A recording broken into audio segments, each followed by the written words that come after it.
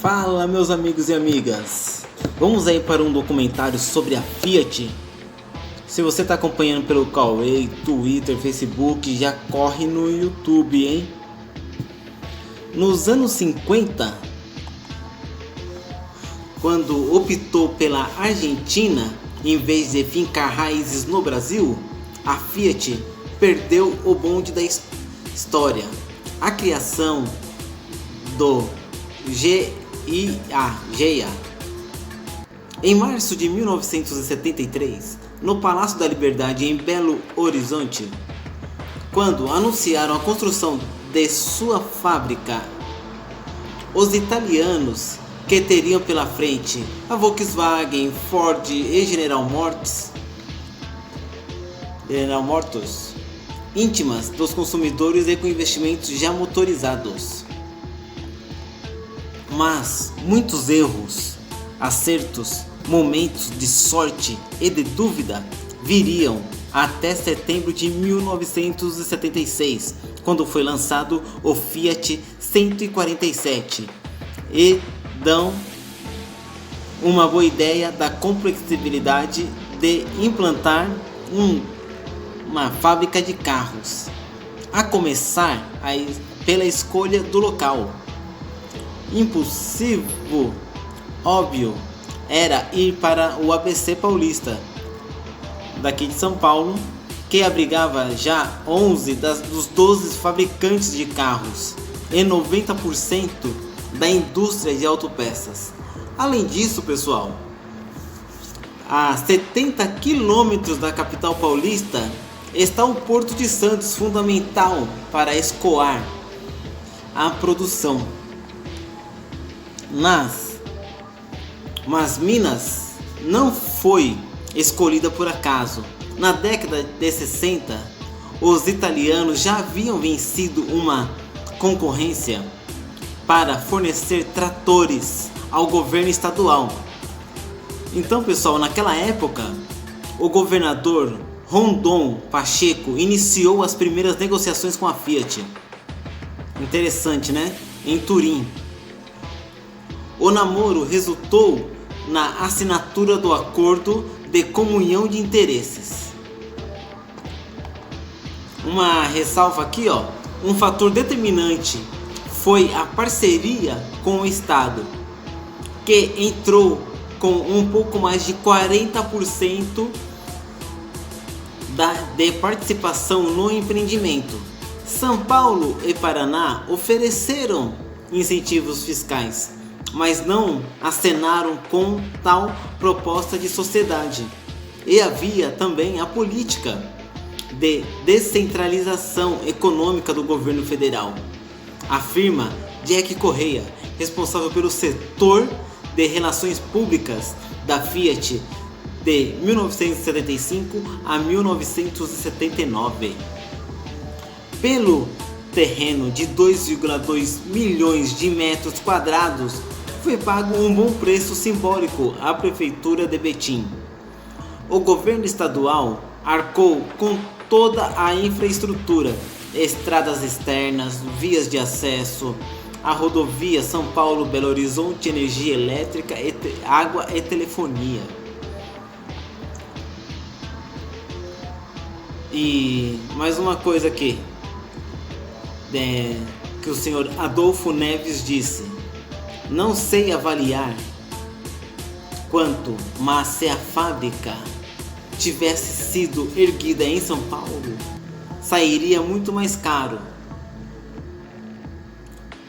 E o Adolfo Neves foi o primeiro comandante da Fiat no Brasil que coordenou a construção. Interessante, né, galera? Tá gostando aí? Não esquece de deixar seu like aí no canal, hein?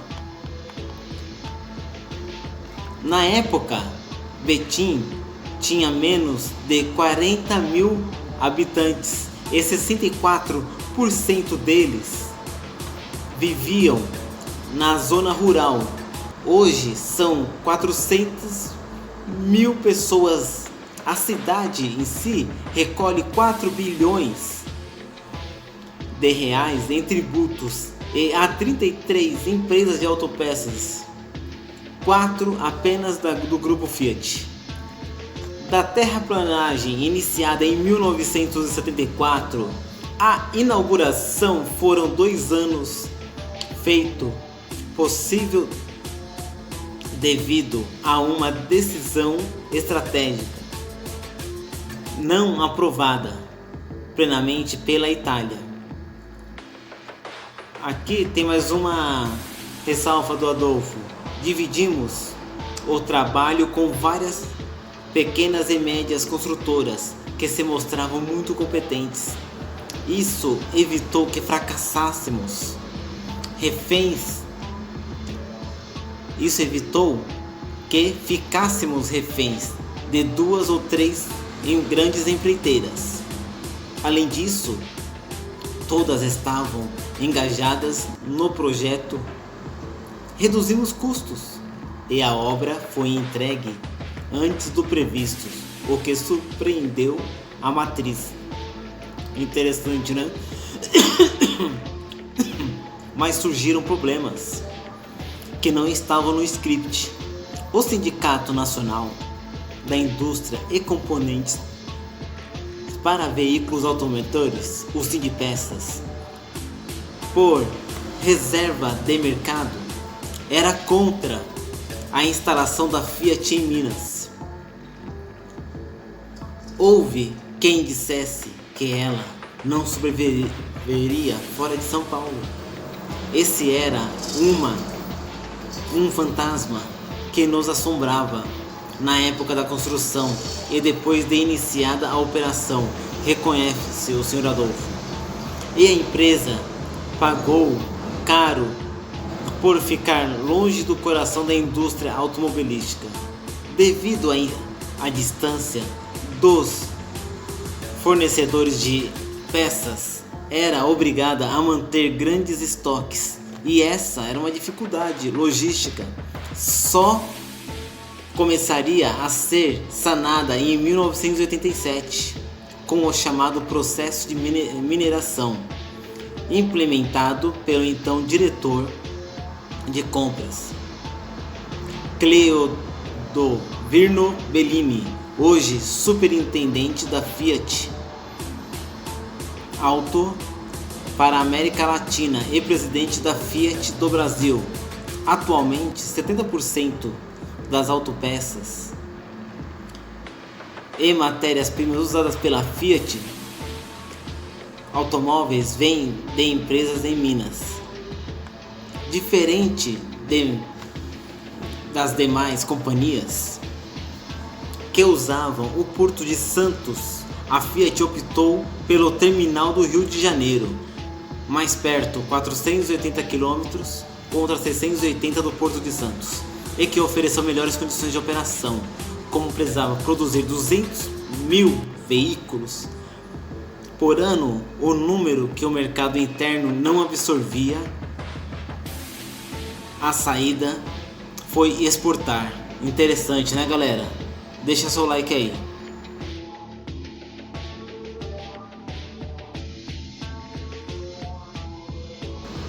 Voltei, pessoal. Também era preciso mão de obra especializada que não havia em Minas. O jeito foi qualificar o pessoal. Dos 9.000 empregados iniciais, boa parte foi treinada nas fábricas da Argentina e da Itália, segundo Jack Correia. Os brasileiros que foram para Turim tiveram um desempenho muito bom, aprendendo mais rápido que profissionais de outros países. A Fiat tinha acabado de abrir uma fábrica na Polônia. Olha que interessante, hein? Foram trabalhar em Betim pessoas do Brasil inteiro. A preferência para quem tivesse curso técnico. Como muitos eram de fora, centenas de ônibus levavam e traziam funcionários. Alguns dias a fábrica parecia uma rodoviária, conta Jack. Quem se recorda bem desse tempo é Francisco Gonçalves Martins da Silva, que começou a empresa há 16 anos em 1976 como office boy. ele trabalhava num hotel na capital, onde se hospedavam os italianos que vinham a Minas negociar a construção da fábrica, até que um deles chamou para trabalhar em Betim. O lugar onde fica a empresa era uma fazenda esburacada, numa área cheia de morros. No começo, trabalhávamos num prédio de 14 andares no centro de Belo Horizonte. Ali funcionavam escritórios. Eu ia à fábrica quase todos os dias, passando pela rodovia Fernão Dias, que era muito perigosa, estreita, de mão dupla e cheia de mato ao redor. Lembra, Chico? Os primeiros carros da frota, aliás, olha que interessante, né? Foram 10 Corcel da Ford alugados de uma modesta empresa, naquela época, a Localiza. Olha que interessante, hein? Já entra até a história da Localiza na época, pessoal.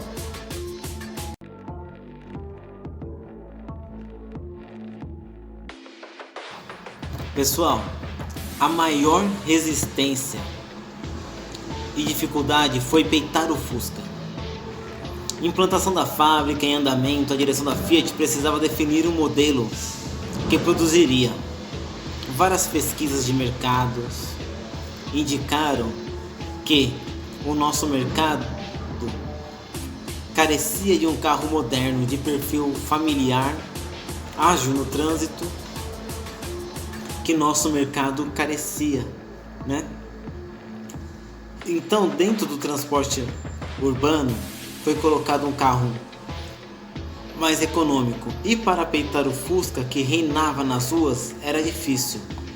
A solução foi partir do 127 italiano, o sucesso desde 1971 e carro mais vendido na Europa em 75, e criar um automóvel adequado às necessidades nacionais. No início era muito difícil, pois não podíamos contar com uma fábrica que ainda estava nos alicerces. Trouxemos de Turim todo o ferramental, mas qualquer problema mais grave tinha de ser resolvido na Itália. Em 1974, importamos algumas unidades do modelo 126 e 127. Este último revelou as dimensões mais adequadas, e a partir daí fomos fazendo algumas alterações. Conta o italiano engenheiro Appio Aghiari, que trabalhou no projeto do Fiat 147.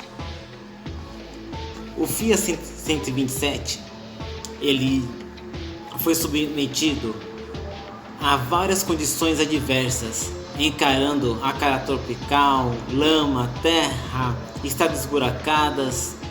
Precisaríamos de um carro mais resistente, que o 127 não teria muito tempo para sobreviver aqui, devido a essas condições.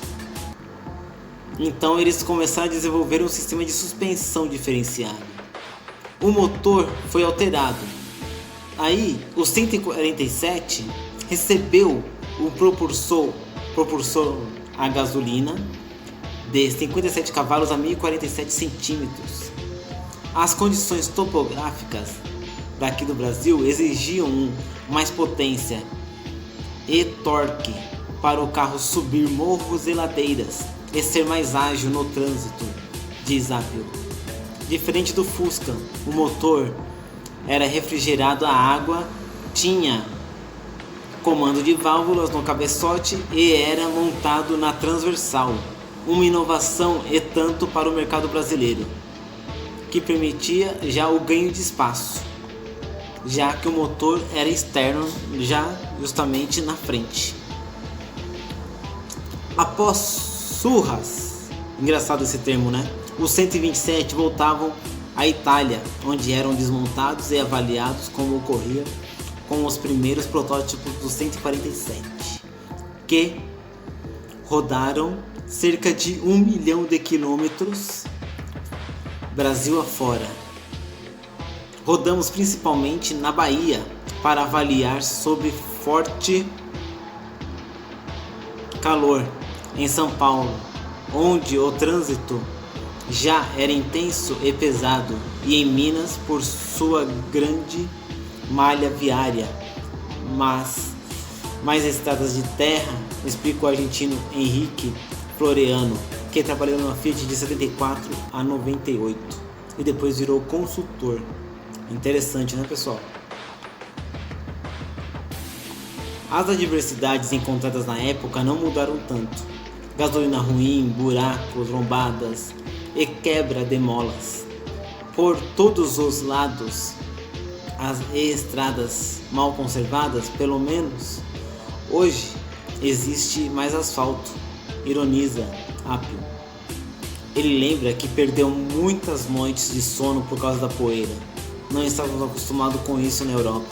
Ficamos assustados, como havia muitas estradas não pavimentadas. A poeira entrava nos carros e tomava conta do motor e do interior. Você vê, né, pessoal? Como que é incrível. Fomos obrigados a trabalhar toda a vedação. Os engenheiros também tiveram que reforçar pontos de fixação interna para usar materiais mais isolantes para evitar a trepidação do painel, portas e forros. Os pneus também, pessoal, exigiam atenção especial. A matriz queria usar o 135/70, que é o aro 13, mais finos, mas foi convencida que seria um erro, e o 147 foi o segundo carro fabricado no Brasil com pneus radiais. O primeiro foi FNM 2000, e como o objetivo era um veículo espaçoso, o step ficou no compartimento do motor, como no italiano 127, liberando mais espaço para a bagagem. Aí, o trabalho em conjunto era lançar o Fiat 147. No mercado exigiu muito esforço conjunto dos departamentos de engenharia e marketing e comercial.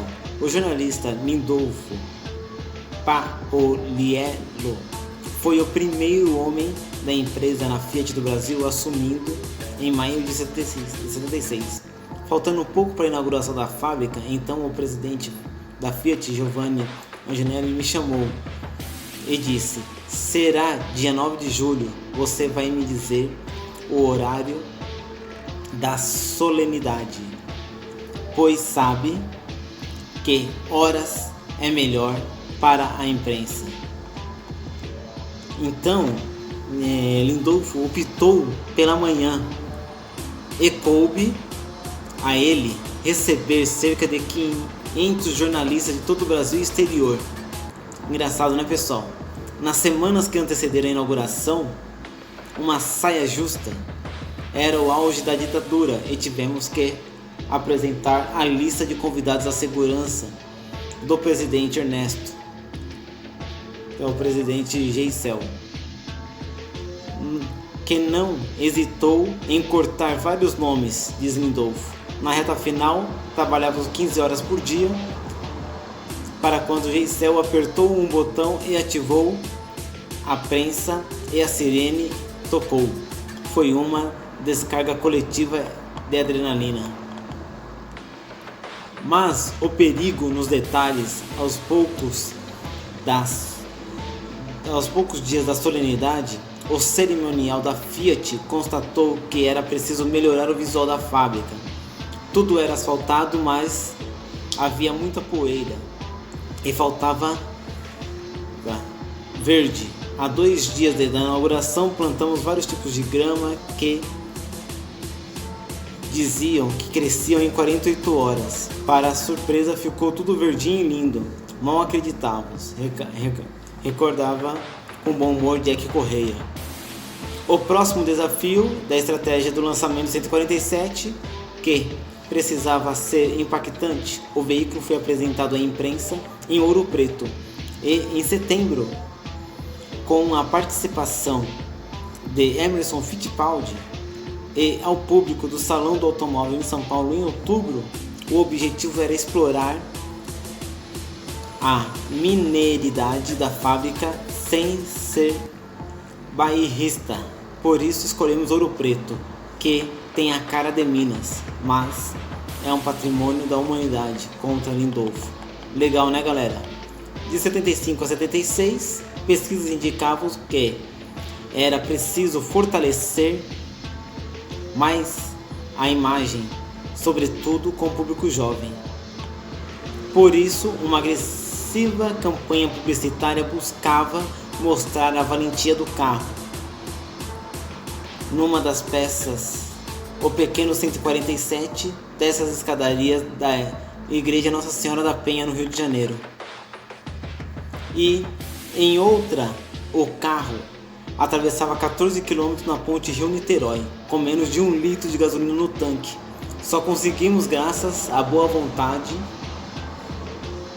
da Polícia Federal, que autorizou a interrupção do trânsito, relembra o Henrique Floriano. Mais um desafio superado pelo Fiat 147, que começava a escrever a história. No dia 9 de julho de 2016, a Fiat completou 40 anos de atividade no Brasil. E esta reportagem conta com a chegada dos italianos ao país. Foi publicada em setembro de 2016 pela revista Quatro Rodas. Espero que vocês tenham gostado, pessoal. Deixe um like aí no vídeo e se inscreva no canal. Um forte abraço.